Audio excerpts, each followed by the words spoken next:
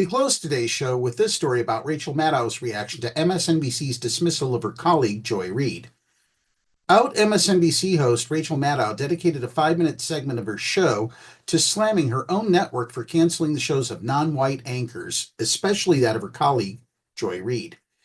Clearly aware of the power and influence she holds at the network, Maddow began by saying the cancellation of the ReidOut is very, very, very hard to take. I am 51 years old. I have been gainfully employed since I was 12, and I have had so many different kinds of jobs, you wouldn't believe me if I told you, Maddow said. But in all of the jobs I have had in all of the years I have been alive, there is no colleague for whom I have had more affection and more respect than Joy Reid. I do not want to lose her as a colleague here at MSNBC, and personally, I think it is a bad mistake to let her walk out the door. It is not my call, and I understand that, but that's what I think. Reid's show was canceled by MSNBC's new president, Rebecca Cutler, who is shaking up the network in a variety of ways, including giving Jen Psaki a daily slot in place of Alex Wagner, who will now be a correspondent instead. Maddow commented on the loss of both Reid and Wagner, saying it's unnerving to see that on a network where we've got two, count them two, non-white hosts in primetime. Both of our non-white hosts in primetime are losing their shows, as is Katie Fine on the weekend. That feels worse than bad, she said. No matter who replaces them, that feels indefensible, and I do not defend it. She assured viewers the lineup would remain fantastic and that everyone working is talented, but said that does not justify the way the network is treating its employees, especially those behind the scenes. The people who get our shows on the air, they're really being put through the ringer, Maddow said. Dozens of producers and staffers, including some who are among the most experienced and most talented and most specialist producers in the building, are facing being laid off.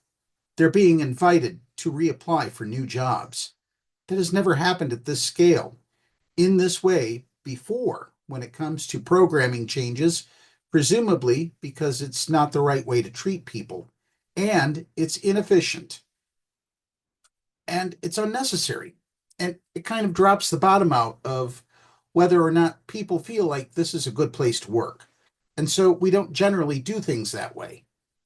The anxiety and the discombobulation is off the charts at a time when this job is already extra stressful and difficult. It is not news for me to tell you that the press and freedom of the press are under attack. It's very visceral for us here. I know that's the business of the press, and it's not an easy thing, she continued, and I know that no job is forever. But I think I'm safe in saying for all of us anchors, please know that what pains us the most is not what happens to us. It is what happens to our coworkers on whom we depend.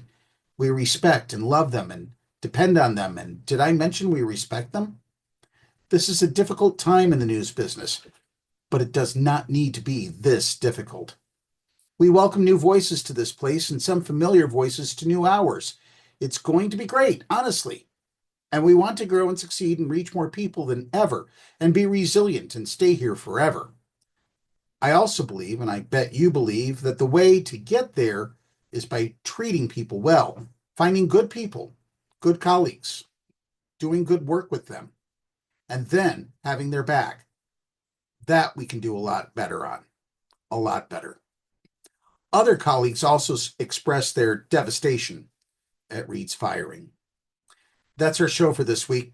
Be sure to download the Live 365 app to take Pep Radio with you wherever you go.